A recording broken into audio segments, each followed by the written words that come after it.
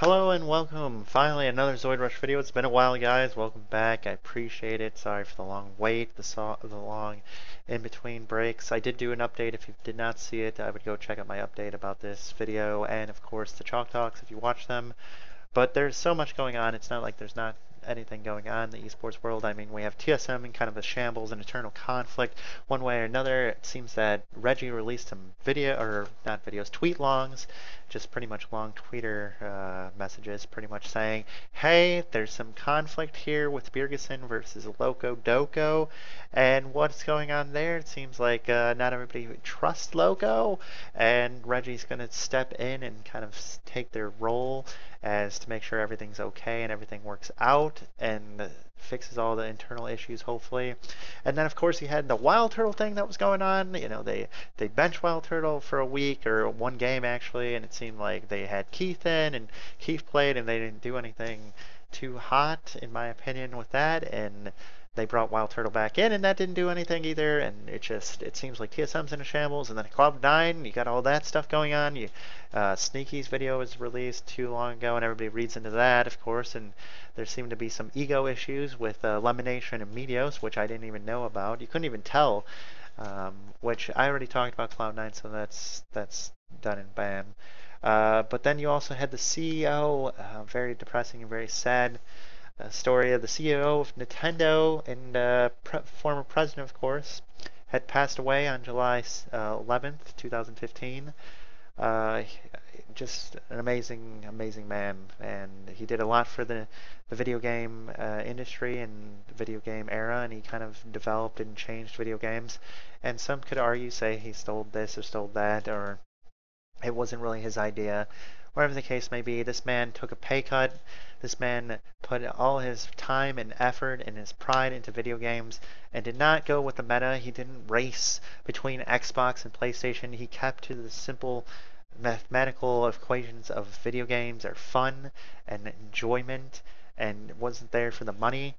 And it's very sad to see him go, and it's just insane that, you know, I was a little kid playing Mario, and here we are today talking about his death. It just, and I'm not even that old. I'm not even that old, and he's gone. I would say, like I said, he evolutionized video games one way or another, and it's very sad to see. But more off a depressing topic, what I wanted to talk about today, you know, just kind of catch you guys up of what are things going on.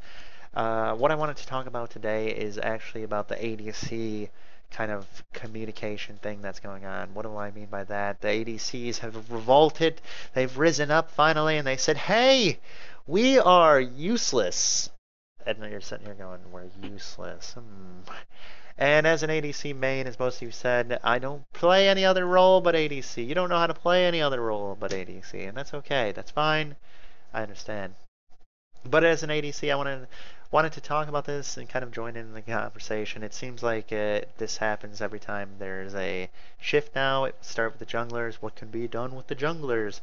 And all of a sudden, the things they've done with the junglers are not too much. I don't like the changes so far. It seems like there's really a big imbalance. There's no really good balance between them right now. And what do I mean by that? It seems like one big meta champion junglers carry whatever it be, if it be the carry junglers, and all of a sudden when they try and fix it, they just nerf them to the ground, and then all of a sudden these champions are doing great and amazing. And for the longest time, I think that's what they did with ADCs. And what do I mean by that?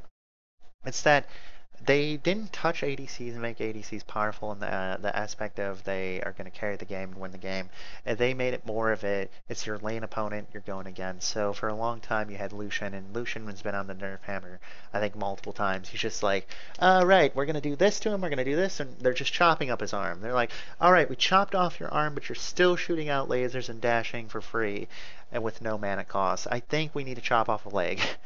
But in all seriousness, I feel like ADC carries are out. It's not been in the meta since season 2. I mean, I remember a quote from Double Lift a long time ago stating this, that hey, it's since season 2, it's not like the meta is an ADC carry anymore. You can't have that kind of meta and can't have that comp where you could just run a Vayne and just run down the lane and just be like, all right, protect me and win the game. I mean, it's still possible, don't get me wrong, but it does not mean it's the best and strongest possibility. And for the ADCs out there, they may or may disagree with that, and that's fine. But as times went on, I think part of the reason we see this problem is a lot of changes with the weapons and a lot of changes with what they decided to do with it being versatile, quote unquote, versatile, and kind of give a pathway to ADCs. And I don't think we're there yet, and I'll get to that in a second. Starting with when they nerfed ADCs and when they really touched the ADCs, when they probably touched the items with the ADC, and that was the Bloodthirster. I think this was the biggest and significant change for an ADC, and probably kind of the steamroll of how ADCs are now, because you can't really get out of that meta of what ADCs are good and what ADCs are bad, which we'll talk about, of course, later on. When they changed it, they kind of messed up the IE. I mean, Double F's has complained about this multiple times. A few other ADCs have kind of mentioned it, but they haven't made a big fuss out of it. But the IE, it's pretty much it's a first item build now, give or take. I mean, there's no other real better build. You can go Bork, but the most significant way to build is through an IE, and pretty much IE is based on the chance to crit. The way they reworked it, the way they did it. It's you get really lucky. I can recall games where I'm playing ADC and I crit somebody 4 times in a row, and I'm just like boom, boom, boom, and dead. And there's times where they come around and they crit me twice, and I didn't get one crit off. And whatever the case may be, the item changes kind of really affected that. What do I mean by that? When they nerfed the Bloodthirster, which they took away the Bloodthirster stacks, and now it just gives you a shield, and it's still got percentage damage or damage over time that it does, but just gives you a shield now instead of stacking up more damage. It kind of took away from some of the ADCs and some of the main meta ADCs that used to build it, such as Varus. Varus was a very popular champ that depended on the Bloodthirster first build, or first item, and since they nerfed it, I mean, he's still playable, but he's not as effective and not as good in the bot lane, of course, to be played against other ADCs. And of course, they changed other items around, and they added and changed and manipulated, I guess you could say, other items such as the Plork. Now it takes a bow instead of some of the just 2 long or daggers for attack speed. It takes a bow, and the daggers build in the bow, and you kind of had this build that you kind of build, whatever the case may be, right?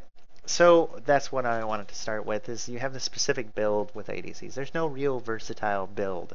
They nerfed Bork to the ground, in my opinion. I mean, they reworked Bork a few times, and if you make Bork too strong, it's going to be overpowered again. And so the only other option, like I said, is go IE first. So your Bork champions, which are your Vaynes and your Varus, you could build Bork, and I guess even Kog'Maw, you could build Bork first, which we'll talk about Kog'Maw because he's like a in-between champion. These champions kind of like suffered, didn't really do well, and don't really put out the damage output IE is, and that's self-explanatory in itself. Even though it has heals and it's got that active, it doesn't always help. A lot of times it's lane dependency and how far you're ahead in the lane, which leads me to the IEs. I mean, an IE, like I said, you get lucky on the crits, you burst well, it's consistent damage, or it's not really consistent damage, but it's consistent damage is how much damage it's supposed to give you, and then you get lucky with those crits. And some of those champions, such as Graves, Lucian at one time, Lucian still really kind of feed off that. And you could also say Caitlyn and I guess Ashe really thrive off the IE and do really well with IE. And of course, I'm talking about solo queue. We're not talking about just professional play. Another alternative, which is not really popular and kind of expensive, is the Bork or the Triforce build, which once again, it's not really optimal. I mean, you only see a few champions do this. This would be Kog'Maw, and even Kog'Maw really doesn't thrive off this too much anymore because of what they've done to the Bork and the Triforce overall. The Kog'Maw would probably be the most successful. You can do Ezreal, but he doesn't put out the damage that he used to because of his build, and it's just too expensive and too lengthy. I mean, you really got to be late game Ezreal to have all your damage, and you got to hit all your skill shots. And the last one that I can think off the top of my head that can use a Triforce.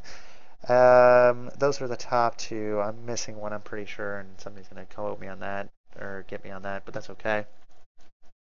But so then you have the IE builds. So you got the IE, and then you go pretty much into your boots somewhere around there, and then you go your PD, and then the second item, it depends on how far ahead and how far behind you are. You could either go BT, or you could go Last Whisper, which usually it's Last Whisper to BT, and then your defensive item, which is a Banshee's Veil, or a lovely Guardian's Angel. So, going off that, overall, there's no real versatility in the build. There's no change in the build. There's nothing that really, like I said, you can build other things first, but in the end, it's always the same, and your damage output is only so much. I think you cap it at one point because whereas you look as an AP item or even a tank, the tanks have so many different builds that they can do depending on the team comp they have. They can build more magic resist heavy, or they can build more armor heavy, which is self-explanatory, I guess. But when you look at the magic damage or magic dealers, you have many builds you could do. You could do Leland's Echo at first, which seems to be a very popular item still, even though the nerfs to it. But you go Ludens first, you could go Chalice first, you could go, if you're really ahead, I guess you could go Deathcap first, you could go an AP stacking item, which would be your Magi's. You could do a lot of different variations, I think, with an AP champion, and some people might disagree that there are some champions that have to go a certain build, and that's self-explanatory. But with an ADC, it's kind of always that same way. Like I said, you could go Bork first, or you could go Triforce first, but your main build is going to always be IE, and those are the most successful champions in... oh, and Corki. Corki would be the Triforce build. Duh. Somebody's going to call me on that. I got you guys, don't worry. The Corki lovers out there, how could I forget that? Corki, Triforce. Another one, Corki Kog'Maw, really successful with the Triforce. But anyway, so, other than that though, yeah, that's the main thing, really. And secondly, with the ADCs, it seems that every ADC that's come out right now, Kalista being the newest one, she was so versatile and she was doing a significant amount of damage. She just was doing well, but she was overpowered. I think in solo queue, once the champion gets nerfed or it really gets kind of even out or balanced in the meta, it's really hard to use that champion, especially a champion like Kalista. Why do I say that? It's because when you took away her hop ability, especially with her boots, when she can't hop as far and her hop as fast, even myself, I feel like I get caught out all the time. I mean, I'm like hopping, I'm feeling like I'm hopping all the time, and I'm doing the best, and all of a sudden I'm getting hooked, stabbed, punched in the face. And of course that's not the same in higher elos, but in lower elos it's a big deal. But versatility in the build would be the one thing. Second thing is just not really nerf the champions, but either give us a new item or nerf one of the items that we have. I mean, you can nerf nerf. Why am I talking? Buff, not nerf. Please don't nerf. Don't nerf. Buff the champion items that we have. And I'm not talking about IE.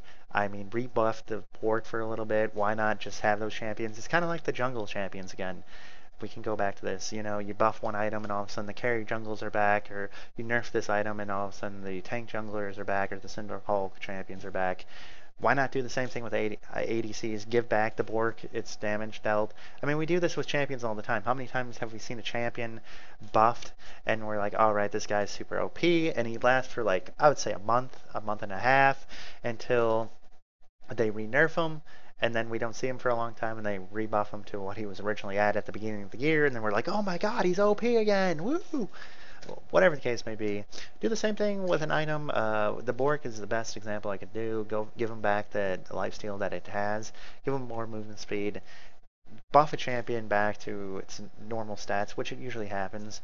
I feel like there's certain champions that are just always going to be in the meta right now, especially with the item builds that we have, and it's just that specific reason. The second reason that you don't see many ADCs like Varus or Kog'Maw in the late game ADC, I'm not saying Kog'Maw's not good, but there's so many assassins, and I still think assassins play an important role. They're not the strongest in the mid lane, but there are easily so many AP champions that can pick them off, and even tank champions at this point that can just get in the back line, be really annoying to those champions with little to no escape. Kog'Maw, like I said, depending on the build you go, you either have the Triforce build, which, yeah, you may or may not build a Bork down the line, depending on how things are going. And with your Triforce movement speed and your Bork speed, that does not mean you always have the best peel. Of course, you're like, oh, your team needs a peel for you, which is not always the case. Varus, he only has his ult and his E, and those aren't really that successful, because once you lay down that E, I'm just going to use fucking Shen for example. He could just dash right through the E and be right on top of you and be annoying. Or, of course, you have Malphite, who could just ult through that E. or alt 3 or alt, which is self-explanatory also. So besides the tanky champions and the assassins, I feel like it really depends on other parts of the map too, where ADCs are at, and where it's just going to have to be that way for a long time, I think, at this point, because we're out of that ADC meta. They're not caring anymore. We're getting more and more champions. And I just don't feel like the champions that don't have enough movement speed or enough versatility to them will really ever make it to the top right now in this kind of meta. If it be the assassins or if it be the tanky, annoying champions at the top lane, like I said, a Malphite can get to you, a Shen can get to you, an Ahri can get to you, a Diana get to you, a Fizz can get to you. I can mention more and more champions than that. I mean, even Azir could really get to you. I mean, you misstep with Kog'Maw one time and Azir's champion, the fucking soldiers are coming in at you and you're just like, why do I even play this game? Rengar can get to you. Oh, don't worry, Vayne players. I got you. Rengar. I know, Rengar. But, other than that, really, besides buffing the items and really buffing the champions, there's not much you really can do, in my opinion, for an ADC. I mean, nerf all the other champions in the game, and there you go. But, no, it just, you're going to see 3 or 4 main champions. It's going to be your Caitlyn's, it's going to be your Graves, it's going to be your, I guess, Vayne's once in a blue moon if you're solo queue. And you got your Lucians or Corkis. And why do you see those champions the most? It's like I said before, they're very safe, they're versatile, they can move around a lot, in my opinion. You're like, how can Caitlyn move around a lot? Well, Caitlyn can be far back in the fight enough and move in the back line enough to get away, and if she needs to even get farther away, has her net, and if she does well-placed traps in front of her or behind her, she can always use those as to her advantage and kind of kill anybody in front of her. Graves is just naturally tanky, with his passive that he has, and he naturally is tanky, so he's doing well and exceptionally well. But then, of course, you have Corki, which why do I even have to say anything? He can sit in the background and shoot rockets until you're ready to go in, or if you guys need to disengage, he could Valk out, so that's self-explanatory. And then I guess Lucian, if you really wanted to use Lucian still as one of the better ADCs, you could, of course, dash away and pretty much stay in the back line with your ult, or clear away with your ult. And those are the 4 top ones that I can really think of. Kalista, like I said, she's good, and she can be really good if you can get a move around and not be hopped around, but a lot of times in solo queue, it only takes one assassin and they don't even need to be fed. If you get to the late game, any assassin's a pain in the ass. A Talon, I didn't even talk about Talon, but anybody really that can get in the back line. Kalista, her hops nerf, so you can only do so much, and with the Bork, it's just one ult, especially from a Rengar, one ult and you get jumped on, you're insta-dead. And I guess that's one thing I didn't really mention, is the squishiness of an ADC. Even with the runes and all the masteries, you're just super squishy. And when you get, like I said, in the team fight, you only have time for really one defensive item, if it be a Banshee's Veil or a Guardian's Angel, or if you really want to be a Genja build and go through the time, back in time, you could do the Randuins, which somebody did not too long ago in professional play. But I really don't know. Make them less tanky, buff one of the items that we have, or give us a new item that could kind of potentially change our build path, give us more options. More options are always better. And nerf the champions that thrive off the other items that we already have, or buff the champions, or buff that item that thrives off those items we have, like the Bork.